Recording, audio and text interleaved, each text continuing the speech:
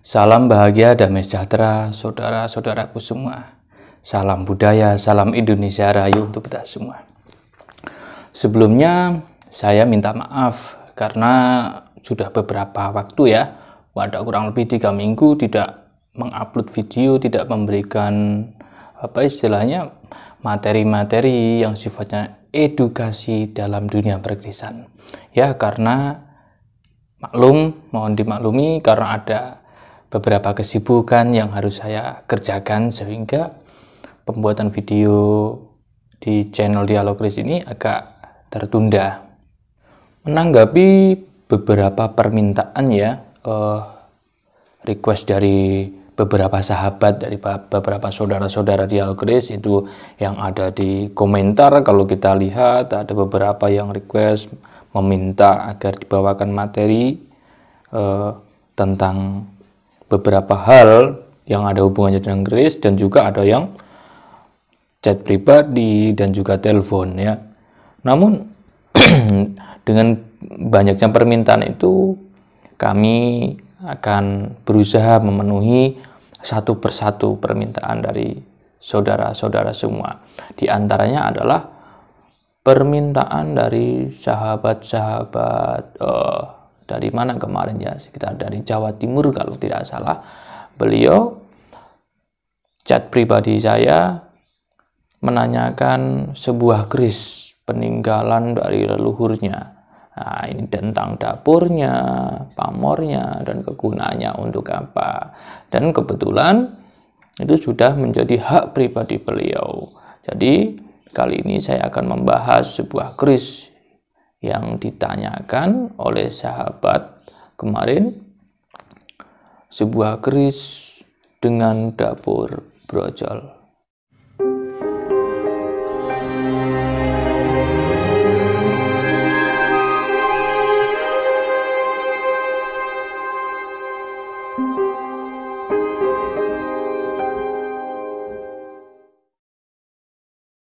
Brojol kalau kita dengar atau kita pelajari, khususnya di Jawa, itu berarti, atau orang kebanyakan mengartikan kelahiran ya, atau sebuah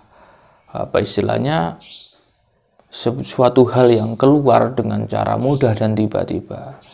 Pada istilah brojol atau kata brojol ini dipakai dalam dunia keris. Nah, tentunya pemakaian kata brojol ini diperuntukkan untuk dapur keris. Nah, bagaimana sejarahnya? Dalam serat Panitikat dijelaskan, panjenenganipun Nata Prabu kudo lalean, yasa didamel nurun didamel dapur kino, saha hiasan duung dapur brojol kalian dapur petok ingkang damel Empu Windu Sarpa kala ing tahun Candra Sengkala 1170. Nah, ini tahun 1170 Candra Sengkala, berarti kalau tahun Masehi sekitar 1250-an ya. Nah, ini diperkirakan di zaman kerajaan Pajajaran di Jawa Barat sana. Nah, di sini sudah tercatat adanya kris brojol. Berarti kris brojol era zaman Pajajaran sekitar abad ke-13, sekitar tahun 1250-an itu sudah ada. Jadi tidak menutup kemungkinan keris brojol itu sebelum tahun 1250 itu sudah ada. Brojol menurut bentuknya itu ada 2. Nah, ini berdasar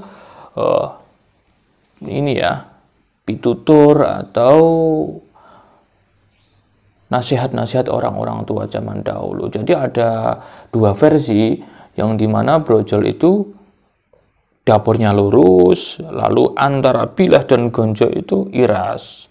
Jadi menyatu antara bilah dan gonjo ya. Lalu yang kedua itu brojol yang bilahnya lurus dengan tanpa ricikan yang banyak, namun gonjonya tidak iras. Nah, yang pertama gonjo iras, ini dasarnya bagaimana? Orang-orang tua zaman dahulu dasarnya apa? Kenapa yang dinamakan brojol, kris brojol itu harus gonjo iras? Dalam serat Curiga Dapur, sebuah kris berdapurkan brojol adalah disebutkan dung dapur brojol gonjo kalian wilah waratin pejetan tanpa prabot punopo-punopo.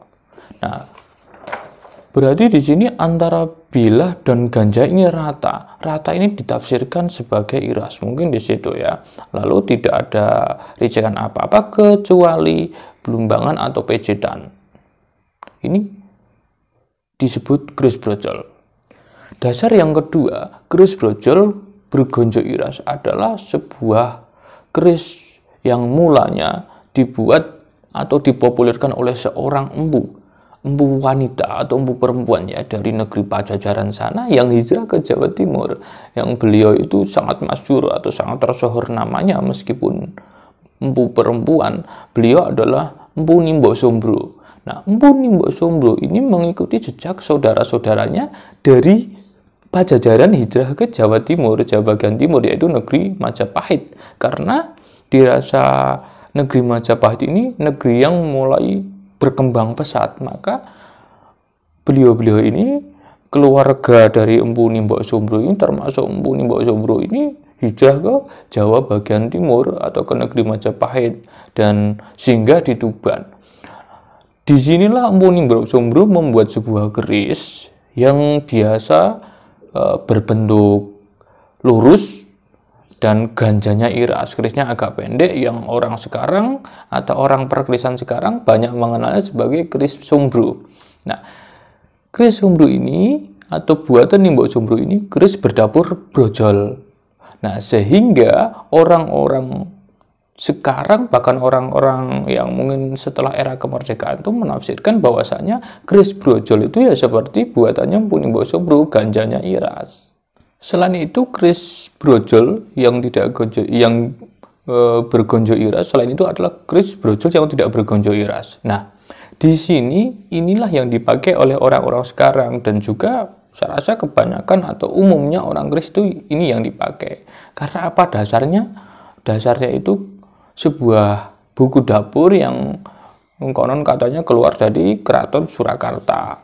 Jadi keris dapur brojol adalah sebuah keris dengan bentuk lurus, ricikan gandiknya itu polos, tidak ada ricikan apa-apa, dan juga ada belumbangan atau pejetan. Nah, biarpun antara bilah dan gonjo ini tidak iras atau tidak menyatu, terpisah, namun dipasang, ini tetap dinamakan brojol.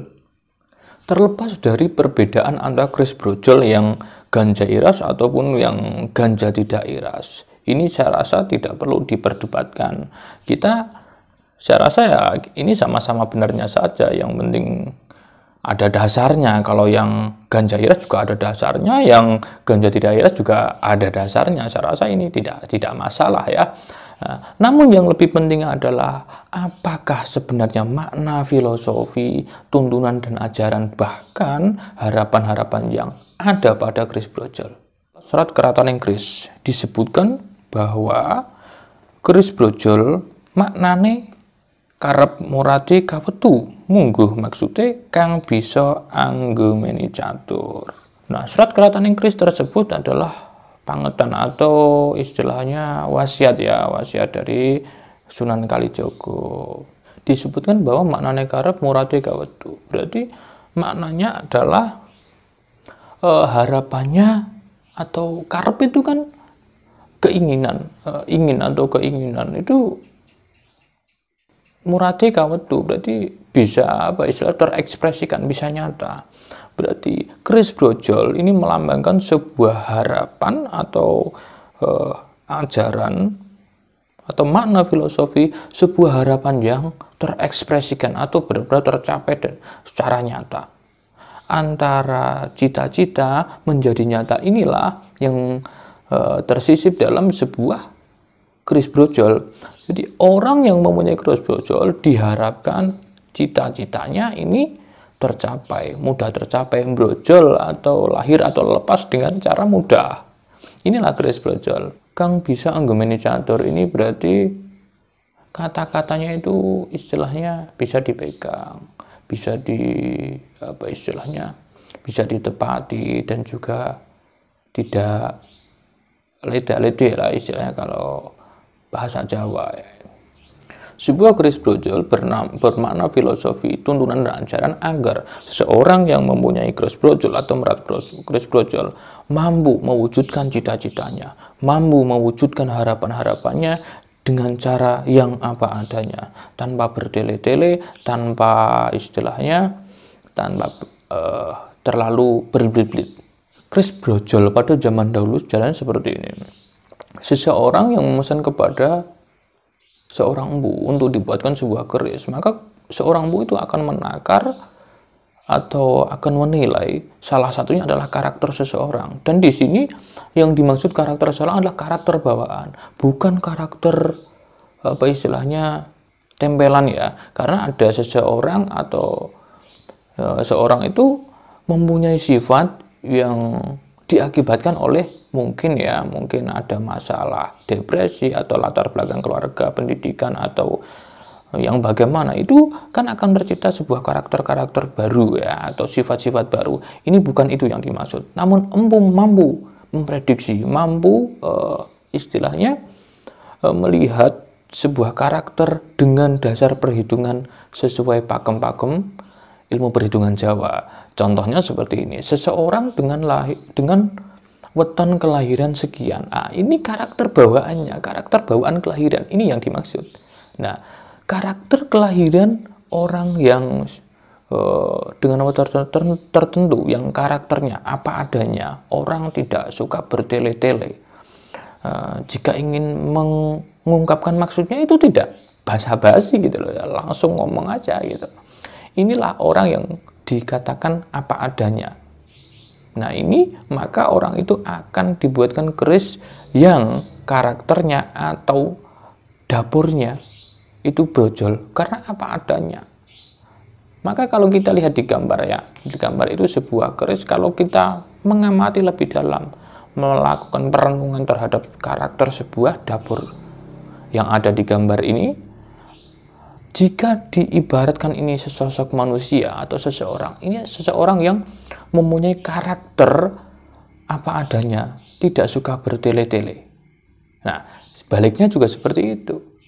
Namun untuk seseorang yang mungkin belum terlalu dalam atau belum terlalu terbiasa merenungkan sebuah keris, karakter sebuah keris, baik itu dapur, pamor maupun tangguh, maka tentu akan kesulitan. Ini keris sepertinya keris galak, sepertinya ini keris karakternya apa istilahnya panas dan sebagainya, atau wingit dan sebagainya. Padahal ini karakternya terkesan apa adanya.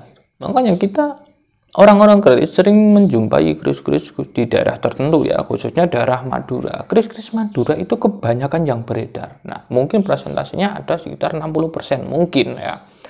Antara keris-keris Madura yang dapurnya brojol sama yang lain, meskipun ini keris-keris Madura itu ada yang sampai lot 9, bahkan konon katanya itu ada yang lot 13 itu Madura Koso. Nah itu ada. Nah, namun banyak yang beredar itu keris brojol. Karena apa? Ini melambangkan atau mencerminkan sebuah karakter dari orang-orang suku Madura, yang orang Madura itu suka apa adanya, tidak suka bertele-tele, mengungkapkan maksudnya itu dengan cara yang jelas. Inilah yang disebutkan keris brojol yang bermakna keris untuk orang-orang yang apa adanya.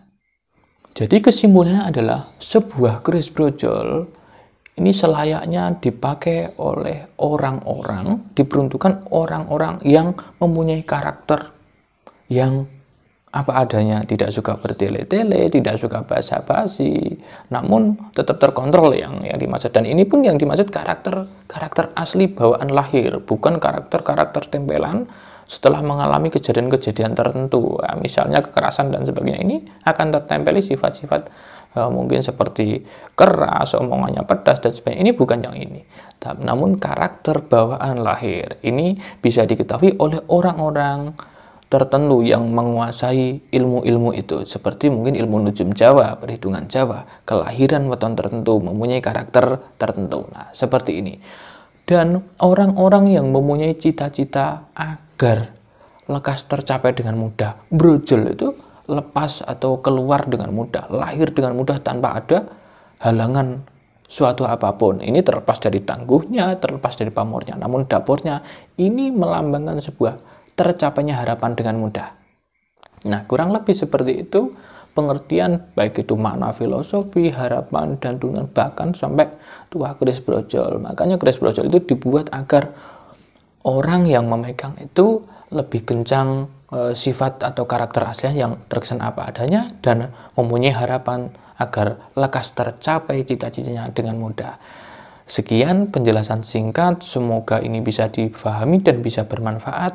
Untuk di kesempatan yang selanjutnya, saya akan berusaha memenuhi permintaan-permintaan para sahabat yang telah mungkin komentar di kolom komentar dan juga telepon atau chat pribadi saya. Sekian dari saya, semoga bermanfaat. Sampai jumpa di lain kesempatan. Akhir kata dari saya, salam bahagia, damai sejahtera, salam budaya, salam Indonesia, rahayu untuk kita semua.